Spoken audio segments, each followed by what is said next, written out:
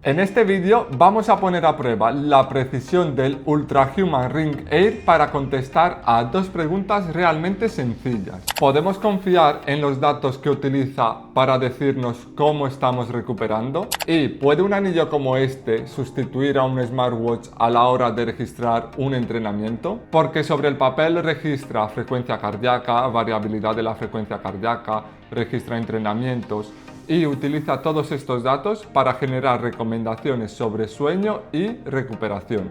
Pero hay un problema, hay que ver si realmente todos estos datos son lo suficientemente buenos como para darnos esas recomendaciones. Así que durante las últimas semanas he estado poniendo a prueba el Ultrahuman comparándolo contra la banda de pecho, la Polar H10, para comprobar cómo mide durante la noche y cómo se comporta en diferentes tipos de entrenamiento. Así que vamos a ver exactamente cuándo podemos confiar en este anillo y cuándo no. Pero antes de ver los datos, vamos a ver exactamente qué estamos midiendo.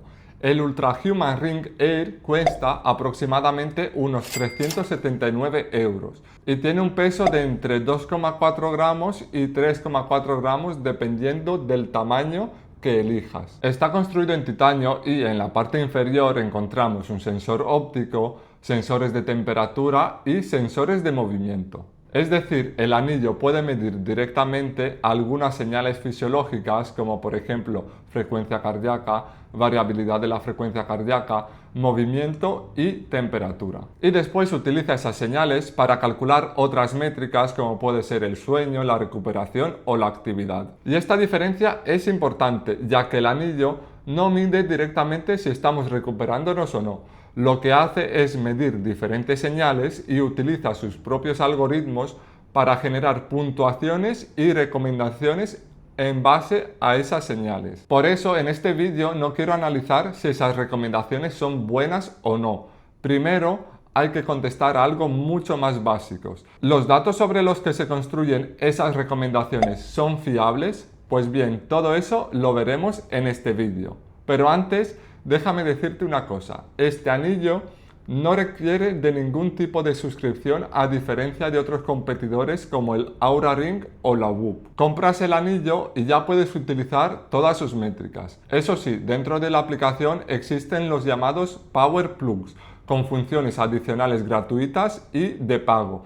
Pero todo eso lo veremos en otro vídeo, porque hoy solo quiero centrarme en una cosa y es que también mide este anillo. Y para comprobarlo he dividido las pruebas en dos partes. Primero vamos con las mediciones nocturnas y para ello he dormido durante 5 noches con la banda de pecho y el anillo para comprobar la frecuencia cardíaca en reposo y la variabilidad de la frecuencia cardíaca. Así que vamos con una de las pruebas más importantes del vídeo y es la variabilidad de la frecuencia cardíaca. Aquí tenemos los gráficos de la variabilidad de la frecuencia cardíaca durante las 5 noches. En azul tenemos la Polar H10, la referencia, y en verde tenemos los datos de nuestro anillo, ¿vale? A simple vista podemos ver que los valores son bastante dispares. El anillo sigue en algunos puntos las subidas y las bajadas de la frecuencia cardíaca y podemos observar que en algunas zonas sigue bastante de cerca a la referencia, pero también hay muchos picos que detecta el anillo que no son detectados por la Polar. Y esto no es simplemente una diferencia entre ambos dispositivos, son cambios bruscos que alteran directamente la interpretación de la señal. Vemos que ese patrón se repite a lo largo de todas las noches que hemos medido. Hay puntos en el que el anillo vemos que sigue bastante de cerca la señal, pero hay muchos picos que alteran completamente esta señal. Y si agrupamos todas estas mediciones en el gráfico de la correlación, aquí tenemos esta línea discontinua que sería la línea de referencia de la Polar. Esto quiere decir que si todas las mediciones que hemos hecho fueran exactamente iguales a los de la banda de pecho, todos estos puntos que tenemos aquí estarían sobre esa línea de puntos. Pero vemos claramente que eso no ocurre, sino que todos estos puntos, todas estas mediciones están bastante dispersos. Hay muy pocos puntos concentrados sobre la línea de referencia. Vemos que la mayoría de puntos están bastante dispersos de la línea de referencia. Y esto claramente se refleja en la correlación, ya que en este caso es de 0,509 y un error medio absoluto de 28,2 milisegundos. Por tanto, vemos que tenemos una correlación moderada, pero bastante lejos de ser una coincidencia sólida. Si vemos el análisis de Bland-Allman, vemos que tenemos en este caso un sesgo de 17,3 milisegundos. Esto nos refleja que claramente este anillo está sobreestimando estas mediciones. Y es algo que de momento hemos ido viendo en las gráficas de la variabilidad de la frecuencia cardíaca. Pero lo más preocupante no es el sesgo, sino la dispersión. Vemos que en este caso tenemos unos límites de concordancia de menos 61 y 96 milisegundos. Esto quiere decir que el 95% de las mediciones se engloban en este rango. Además, podemos observar que conforme mayor es el valor de la variabilidad de la frecuencia cardíaca, el error también aumenta. Esto se ve claramente reflejado aquí. Por tanto, no estamos ante una diferencia que se pueda corregir restando únicamente X milisegundos. Vemos que estamos ante un error que a veces coincide, a veces sobreestima y muchas veces genera ciertos picos que no tienen nada que ver con la señal. Y esto afecta directamente a su utilidad práctica, ya que para medir la variabilidad de la frecuencia cardíaca tampoco necesitamos que los valores sean exactamente los mismos, pero sí que necesitamos que el error sea relativamente estable y que detecte las mismas subidas y bajadas. Por tanto, con esta correlación que hemos visto, yo no utilizaría una métrica aislada de este dispositivo para decidir si estoy recuperado o si debo cambiar algún entrenamiento. Puede servir para generar un contexto a largo plazo dentro de su propia plataforma, pero los pequeños cambios de un día a otro no se deberían interpretar como diferencias fisiológicas reales. Ahora, si comparamos este anillo con otros dispositivos analizados en el canal, vemos que está claramente muy por debajo de otros dispositivos de la competencia, como el Huawei Watch Fit 5 Pro o la Fitbit Air, que dio un resultado excelente. Tenéis ambos análisis en el canal. Por ello, para la variabilidad de la frecuencia cardíaca, este anillo recibe una puntuación de 46 puntos sobre 100. Es un resultado claramente flojo para una de las métricas centrales de un anillo centrado en la recuperación. Vamos ahora a ver las gráficas de la frecuencia cardíaca en reposo durante la noche.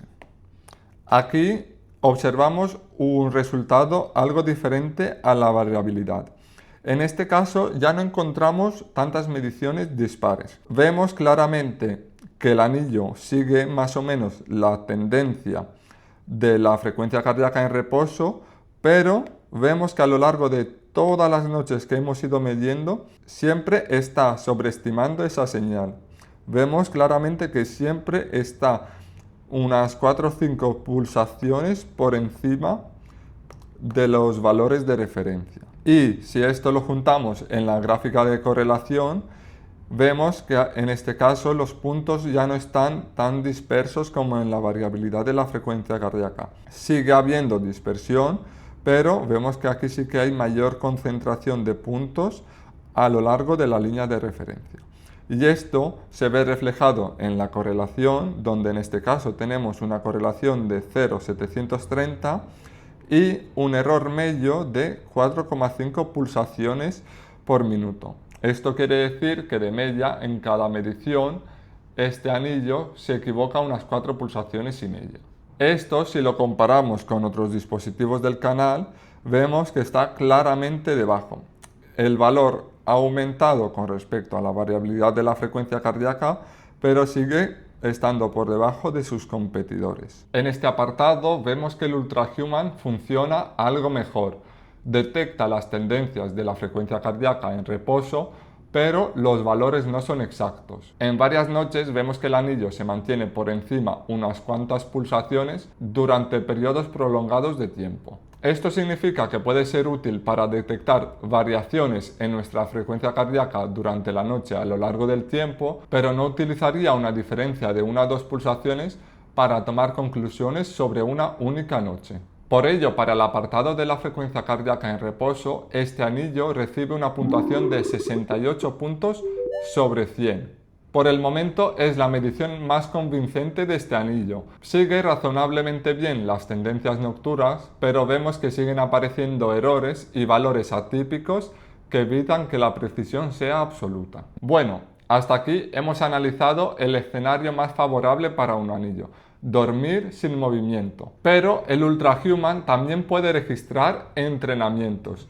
Y aquí la cosa cambia completamente, ya que interviene el movimiento, sudor, contracciones y variaciones muy rápidas de la frecuencia cardíaca. Así que vamos a ver si este anillo es capaz de sustituir a un smartwatch o a una banda de pecho durante el entrenamiento. Vamos a empezar por el running. Aquí he realizado 3 entrenamientos diferentes: un rodaje suave, unas series de 400 metros y unas series de 800 metros. Vamos con el rodaje suave. Aquí en morado tenemos nuestra banda de pecho y en verde, como antes, nuestro anillo. Y claramente vemos que a simple vista el anillo sigue bastante de cerca las tendencias de la frecuencia cardíaca de nuestra Polar. Pero observamos que a lo largo de todo el entrenamiento, todo el rato el anillo está por encima de los valores de la banda de pecho. Es decir, esto ya no es solamente un momento puntual donde el anillo tiene ruido, sino que hay una sobreestimación a lo largo de todo el entrenamiento. Y esto a rangos generales nos puede ayudar para interpretar cómo hemos entrenado, pero claramente no nos sirve, por ejemplo, para entrenar por tipo de zona. Vamos ahora con las series de 400 metros. Aquí vemos que el anillo detecta bastante bien la mayoría de las series. Se aproxima a los picos. Vemos que detecta bastante bien las subidas y también interpreta de una manera correcta las recuperaciones. En algunos tramos vemos que se adelanta, en otros vemos que se retrasa y en otros aparecen caídas o picos que no aparecen en la Polar. En la segunda sesión vemos que el problema es todavía más evidente. Vemos que la Polar detecta perfectamente cada serie. El anillo detecta que hay cambios de intensidad, pero vemos que está comprimiendo bastante la señal. En todas las series detecta ese cambio de intensidad, pero en todas está comprimiendo la señal, no llegando a los picos reales de la recuperación, quitando este último. Por tanto, si agrupamos todos estos entrenamientos en la gráfica de correlación, vemos que hay bastante dispersión en algunos de las mediciones, como por ejemplo en estas zonas de aquí. Pero también tenemos varios puntos sobre la línea de referencia. Y vemos que nos da un valor de la correlación de 0,666 y un error medio de 10,3 pulsaciones. Es decir, de media en cada medición que nos hace se puede equivocar unas 10 pulsaciones, por lo cual ya es bastante y yo no lo utilizaría para un entrenamiento real por zonas de frecuencia cardíaca. Vemos que tiende a sobreestimar la frecuencia cardíaca con un sesgo global de 7,7 pulsaciones y unos límites de acuerdo que van desde las 28 pulsaciones a menos 13 pulsaciones. Por tanto, es un rango bastante amplio. Dicho de una manera más práctica, nos puede servir para indicarnos que hemos salido a correr y obtener una estimación general de la intensidad, pero no confiaría en él para controlar zonas de frecuencia cardíaca, analizar intervalos o analizar las recuperaciones entre las repeticiones. Y si lo comparamos con otros dispositivos analizados en el canal, claramente vemos que está muy por debajo del resto de dispositivos en el running. Por ello, para la frecuencia cardíaca durante el running, este anillo recibe una puntuación de 67 puntos sobre 100. Vemos que de manera general puede servirnos para detectar las tendencias de la frecuencia cardíaca durante el ejercicio, sobre todo si son rodajes suaves, pero el error es demasiado alto y demasiado variable como para sustituir a un dispositivo deportivo o a una banda de pecho durante el entrenamiento. Vamos ahora con el ciclismo. Para analizar la frecuencia cardíaca en el ciclismo, he realizado 2 sesiones de rodillo con mi bicicleta en casa y una salida en carretera. Así que vamos a ver qué tal se ha comportado. En la primera sesión de spinning vemos que hay tramos, por ejemplo este de aquí o este de aquí, donde más o menos la frecuencia cardíaca se parece, pero durante el resto del entrenamiento vemos que aparecen picos y bajadas que no tienen nada que ver con la frecuencia cardíaca real, sino que son totalmente impredecibles. Por tanto, no podríamos utilizar para nada este tipo de registros para medir la frecuencia cardíaca durante este tipo de entrenamientos. Si nos vamos a la siguiente sesión de spinning, vemos que prácticamente ocurre lo mismo. Hay valores muy dispares y picos que no tienen nada que ver con la frecuencia cardíaca real.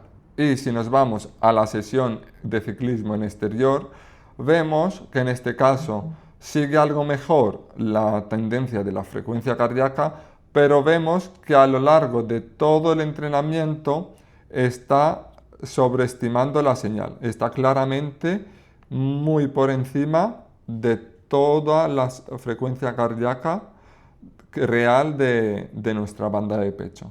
Por tanto, si juntamos todos estos entrenamientos, obviamente vemos que en la correlación la mayoría de puntos están bastante dispersos con respecto a la línea de referencia.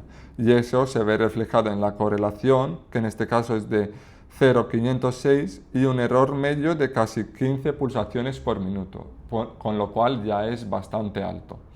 Y si nos vamos al gráfico de Bland-Allman, vemos que tiene un sesgo global de menos 2 pulsaciones, que es algo sorprendente. Parece ser que es muy bajo, prácticamente nulo, pero realmente no tiene nada que ver con la precisión de la señal, sino que hemos visto que genera muchos picos tanto a la alta como a la baja, por lo cual se contrarresta y parece que el sesgo es bastante bueno, pero realmente no lo es.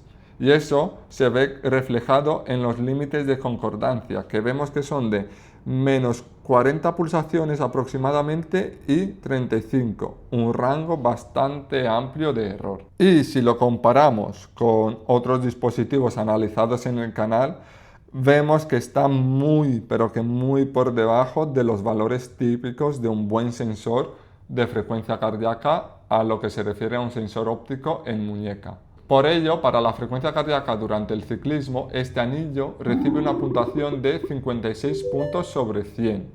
Y aquí mi conclusión es bastante clara.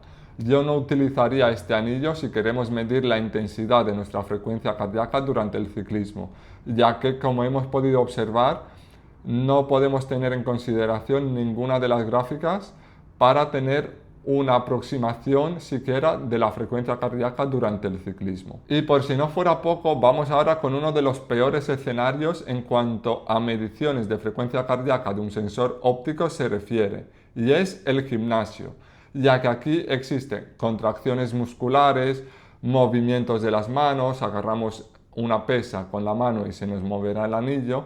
Por tanto, este es el peor escenario para un anillo en cuanto a mediciones de frecuencia cardíaca. Así que vamos a ver qué tal se comporta. Y para ello he analizado 3 sesiones de gimnasio, una de pierna, una de empuje y otra de tracción, para ver todos los escenarios posibles. Vamos a empezar con la sesión de empuje.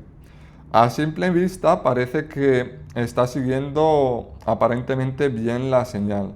Vemos que tenemos algunos picos fuera de sí de la frecuencia cardíaca, algunas recuperaciones no las está midiendo bien y que va siempre con cierto retraso, pero en términos generales, por así decirlo, aquí vemos que la sigue bastante bien, aquí vemos que tiene cierto retraso y que comprime un poco la señal, este pico tampoco lo detecta. No es el peor escenario que hemos visto hasta el momento, la verdad. Si vamos con la sesión de tracción, vemos que es un escenario prácticamente idéntico a la sesión de empuje. No detecta algunos picos, algunos lo sobreestima de más y en rangos generales es que no nos puede servir para detectar la frecuencia cardíaca de manera exacta si es lo que buscamos. Pero yo creo que en rangos generales sí que nos puede dar una aproximación de nuestra frecuencia cardíaca media durante el entrenamiento.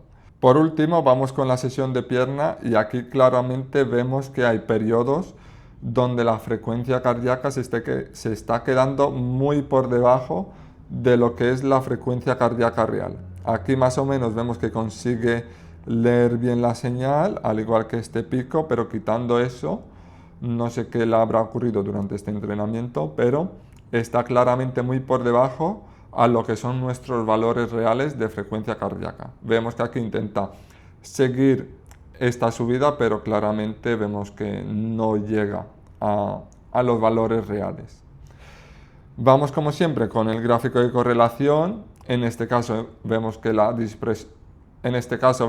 dispersión es brutal.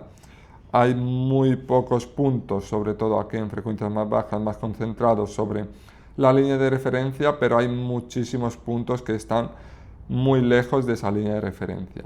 Y esto nos da claramente la peor correlación hasta el momento, que es de 0,369 y un error medio de unas 13 pulsaciones aproximadamente. Si nos vamos a ver el sesgo, en este caso el sesgo global es prácticamente nulo, pero como he comentado antes, esto no significa que sea bueno, sino que los valores de los picos y de las señales que no han medido bien se contrarresta y nos da un sesgo nulo, pero no es la realidad. Y si vemos los límites de concordancia, vemos que son también bastante altos y en ambos casos son de unas 35 pulsaciones tanto por arriba como por abajo. Si lo comparamos con otros dispositivos del canal, vemos que sigue estando muy por debajo de otros dispositivos. Como era de esperar, al ser el peor escenario para un sensor óptico, vemos que el resto de dispositivos tampoco tenemos valores muy buenos, pero aún así son bastante mejores a los valores que nos ofrece nuestro anillo. Así que lo único que puedo decir en cuanto a la frecuencia cardíaca en gimnasio es que nos puede servir como una aproximación en términos generales para ver nuestra frecuencia cardíaca durante el ejercicio, pero si lo que realmente queremos ver son las mediciones más exactas o tendencias de nuestra frecuencia cardíaca durante las series, este dispositivo no nos sirve. Por tanto, para la frecuencia cardíaca durante el gimnasio, este anillo recibe una puntuación de 37 puntos sobre 100. Y, como he dicho en ciclismo, en el gimnasio tampoco utilizaría este dispositivo para medir mi frecuencia cardíaca de una manera real. Bueno, pues después de todas estas pruebas, creo que hay que separar claramente dos usos de este anillo. Primero, tenemos el descanso. Hemos visto que la frecuencia cardíaca en reposo durante la noche es la medición más convincente de este dispositivo. Sigue razonablemente bien las tendencias y la podemos utilizar para detectar cambios a largo plazo en nuestra frecuencia cardíaca. Pero no interpretaría pequeñas diferencias entre noches como cambios fisiológicos reales. De la variabilidad de la frecuencia cardíaca nocturna podemos decir algo muy parecido. Nos puede servir para crear tendencias más generales a largo plazo, pero no podemos interpretar esos valores de manera individual, en este caso con menor precisión que la frecuencia cardíaca en reposo. Y esto es especialmente importante, ya que la variabilidad de la frecuencia cardíaca es una de las métricas principales que utiliza este anillo para calcular la recuperación. Y después tenemos el entrenamiento. Como sustituto de un smartwatch o de una banda de pecho, la respuesta es claramente no. Este dispositivo no nos sirve. Puede registrar actividades y darnos una aproximación general de la frecuencia cardíaca durante el entrenamiento, pero no lo utilizaría para entrenar por zonas, controlar intervalos o recuperaciones de los ejercicios. Su principal valor está en su comodidad de registrar datos de manera pasiva durante todo el día y durante toda la noche. Pero comodidad no significa precisión automática. Y precisamente en métricas como la variabilidad de la frecuencia cardíaca, donde se supone que tiene que ser uno de los puntos fuertes de este tipo de dispositivos, los datos nos dicen que tenemos que ser bastante prudentes. Porque una cosa es medir frecuencia cardíaca, variabilidad de la frecuencia cardíaca y temperatura, y otra es utilizar todos esos datos para hacer estimaciones Y otra bastante diferente es coger todos esos datos y convertirlo en recomendaciones útiles. Ultrahuman tiene métricas relacionadas con el sueño, los ritmos circadianos, estimulantes y los famosos Power Plugs. Así que en el próximo vídeo voy a analizar exactamente eso. Pero bueno, antes de cerrar este vídeo quiero dejar completamente claro que no recomendaría este anillo para alguien que busca tener únicamente un dispositivo que mida tanto su recuperación como sus entrenamientos, ya que considero que hay dispositivos mucho más precisos que cumplen perfectamente con esas condiciones por menor precio. Pero tampoco puedo decir que este anillo no sea útil, y esa utilidad la veremos en el próximo vídeo. Así que déjame en los comentarios tu opinión. ¿Crees que el algoritmo de este anillo puede compensar las limitaciones de sus mediciones? Déjamelo en los comentarios. También déjame en los comentarios los próximos dispositivos que quieres que analice en el canal. Y no te olvides de darle like, suscribirte y activar la campanita de notificaciones para recibir los últimos análisis. Y ya sabes, si te ha gustado este dispositivo y te lo quieres comprar, en el primer comentario fijado tienes un enlace de compra. Utilizarlo me ayudará a traer más dispositivos como este al canal. Ahora sí, me despido y nos vemos en el siguiente análisis. Nos vemos en el siguiente.